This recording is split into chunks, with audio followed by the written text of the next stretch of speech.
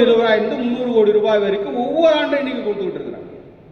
பல்வேறு வகைகளில் இன்னைக்கு ஒரு சில திட்டங்களுக்கு 60-40 இருக்குது. 60% மத்திய அரசு ஷேரு, 40% மாநில அரசோட ஷேரு, 80-20 இருக்குது. 80% மத்திய அரசு ஷேரு, 20% மாநில அரசு. இப்படி பலவிதமான திட்டங்கள் இன்றைக்கு மத்திய அரசாங்கம் புதுவை மாநிலத்தினுடைய வளர்ச்சிக்காக கொடுத்து கொண்டிருக்கின்றோம். இப்ப இதெல்லாம் அவங்ககிட்ட நம்ம எடுத்து சொல்லணும்.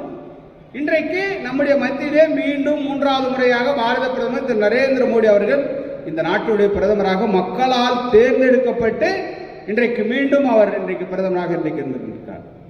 அப்படி இந்த பிரதமராக இருக்கிற நேரத்தில் இந்த மாநிலத்திற்குரிய வளர்ச்சி எதிர்காலத்தில் புதுவை மாநிலத்திலே எந்தெந்த திட்டங்களை நம்மால் கொண்டு வந்து சேர்க்க முடியும், இதெல்லாம் மக்களுக்கு எடுத்து சொல்லி, இப்படி மாற்று கட்சியில இருப்பவர்களையும் நாம் நம்முடைய கட்சியிலே உறுப்பினராக சேர்ப்பதற்கு உரிய நடவடிக்கை நாம் எடுக்க வேண்டும். அதுக்கு அடுத்தது இது எல்லாத்தையும் பார்த்தீங்கன்னா எந்த கட்சியுமே சாராத பொதுநலத்தினர் பொதுவாக இருப்பாங்க. உறுப்பினர்களை புதிய உறுப்பினர்கள் என்பதை விட உறுப்பினர்கள் சேர்ப்பதற்கான இந்த நிகழ்ச்சியினை ஆரம்பித்து வைப்பதற்காக நம்முடன் இந்த நிகழ்ச்சியில் கலந்து கொண்டிருக்கும் நம்முடைய மதிப்பிற்கும் மரியாதைக்கும் உரிய பொறுப்பாளர் சோனாஜி அவர்களே,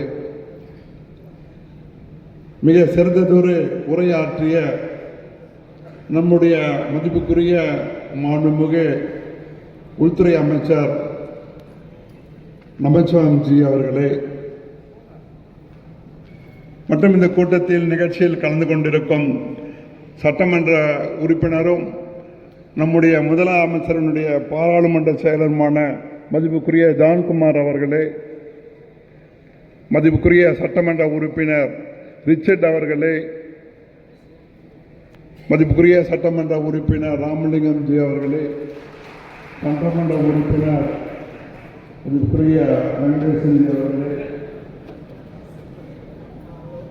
எப்படி உறுப்பினரை சேர்ப்பதை பற்றி மிக தெளிவாக இருக்கக்கூடிய நம்முடைய சட்டமன்ற உறுப்பினர் மதிப்புக்குரிய அசோக் பாபுஜி அவர்களே, இந்த மாநிலத்தில் என்னுடன் இருந்து சிறப்பாக செயல்பட்டுக் கொண்டிருக்கின்ற மாநில பொதுச் செயலாளர்களே, மாநில துணைத் தலைவர்களே, முன்னாள் சட்டமன்ற உறுப்பினர் மதிப்புக்குரிய மனோகர் அவர்களே, என்னுடைய அன்புக்குரிய மாவட்ட தலைவர்களே, மோட்சாவுடைய தலைவர்களே, செல்லுடைய கன்வீனர்களே, அன்புக்குரிய தொகுதியினுடைய தலைவர்களே, சக்தி கேந்திர பொறுப்பாளர்களே, கிளை உறுப்பினர்களே, கிளை தலைவர்களே, உங்கள் அனைவரையும் வணங்கி மகிழ்வதில் பெரும் மகிழ்ச்சி அடைகின்றேன். ஏன்னா இந்த நிகழ்ச்சி மிகப்பெரிய நிகழ்ச்சி. நம்முடைய உலகத்திலேயே மிகப்பெரிய கட்சி பாரதிய ஜனதா கட்சி. எந்த கட்சிக்கும் இல்லாமல் ஒரு தைரியம் நமது கட்சிக்கு தான், பாரதிய ஜனதா கட்சிக்கு தான் இருந்திருக்கின்றது.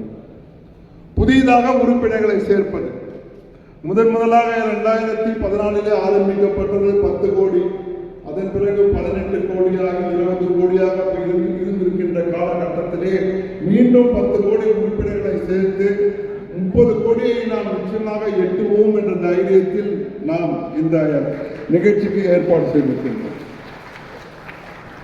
இந்த 30 கோடி நிச்சயமாக நம்மால் அடைய முடியும். ஏனென்றால் பாரதிய ஜனதா கட்சி மிகப்பெரிய கட்சி, அதிக உறுப்பினர்களை கொண்ட கட்சி, உலகத்திலேயே அதிக சட்டமன்ற உறுப்பினர்களை கொண்ட கட்சி, அதிக பாராளுமன்ற உறுப்பினர்களை கொண்ட கட்சி, அதிக மாநிலங்களில் ஆட்சி புரிந்து கொண்டிருக்கின்ற கட்சி பாரதிய ஜனதா கட்சி.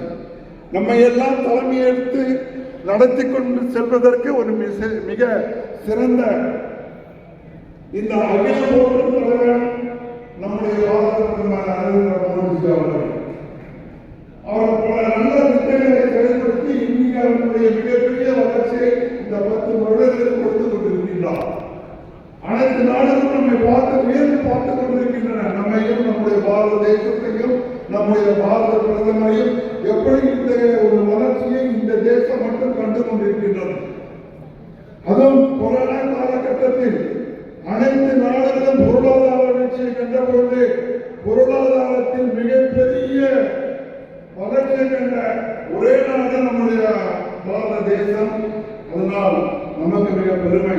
அந்த அத்தகைய மிகப்பெரிய கட்சியில் நாம் உறுப்பினராக இருக்கின்றோம் என்று நினைத்து நாம் பெருமைப்பட வேண்டும். நேற்றைக்கு முதல்வராக நம்முடைய பாரத பிரதமர் நரேந்திர மோடிஜி அவர்கள் இந்த உறுப்பினர் சேர்க்கை இயக்கத்தை ஆரம்பித்து வைத்தார்கள். சரியாக 5 மணிக்கு ஆரம்பித்து வைத்தார்கள்.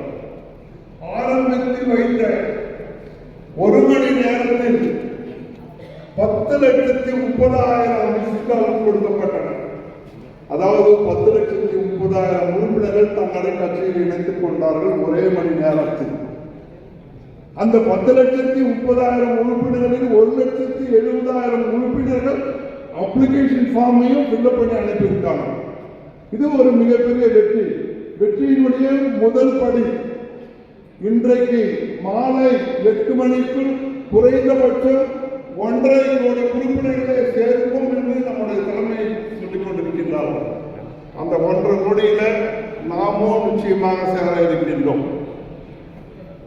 நம்முடைய உறுப்பினர்கள், நம்முடைய நிர்வாகிகள் இந்த கடந்த 11 நாட்களில் நம்முடைய புதுவை மாநிலம் சிறிய யூனியன் பிரதேசமாக இருந்தாலும் கிட்டத்தட்ட இந்த உறுப்பினர் சேர்க்கையை சேர்க்க வேண்டும் என்ற ஒரு காரணத்திற்காக 42 கூட்டங்களை நடத்தியிருக்கின்றோம்.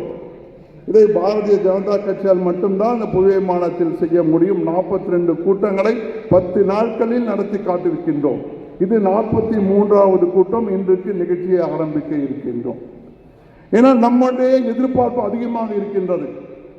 நம்மளுடைய சட்டமன்ற தேர்தலுக்கு முன்பு நம்மை பார்த்து எல்லாரும் எல்லையில் நகையாடி கொண்டிருந்தார்கள். புதுவை மாநிலத்திலே பாரதிய ஜனதா கட்சி வளர முடியாது என்று சொல்லிக் கொண்டிருந்தார்கள். அது ஒரு காலகட்டம். ஆனால் அதையெல்லாம் முறியடித்து நாம் இப்பொழுது சட்டமன்றத்தில் நுழைந்திருக்கின்றோம். நமது அமைச்சர்கள் மிக சிறப்பான ஒரு ஆட்சியை இந்த புதிய மாநிலத்திற்கு வழங்கிக் கொண்டிருக்கின்றார்கள். மற்றவர்களுக்கு ஒரு எடுத்துக்காட்டாகவும் இருந்து கொண்டிருக்கின்றார்கள். ஆகையால் நாம் மிக வலிமை அடைந்தவராக மாறிவிட்டோம். நம்முடைய வலிமை நம்முடைய உறுப்பினருடைய எண்ணிக்கை என்பதை நீங்கள் நினைவில் கொள்ள வேண்டும். ஏனென்று சொன்னால் சென்ற முறை உறுப்பினர்கள் எண்ணிக்கை 50 லட்சமாக இருக்கின்றால் இன்று இப்போது நாம் அமர்ந்திருக்கின்றோம், நாம் வலிமை அடைந்திருக்கின்றோம் என்பதை மற்ற கட்சியினரும் புதிய மாநிலத்தில் அனைவரும் தெரிந்து கொள்ள வேண்டும் என்றால் குறைந்தபட்ச 2 லட்சம் உறுப்பினர்களாக நாம் சேர்க்க வேண்டும். இதுதான் நம்முடைய திட்டம், நம்முடைய குறிக்கோள். இதற்காக தான் நாம் கடினப்பட்டு உழைத்துக் கொண்டிருக்கின்றோம். மிக எளிதாக இந்த இலக்கினை நம்மால் அடைய முடியும்.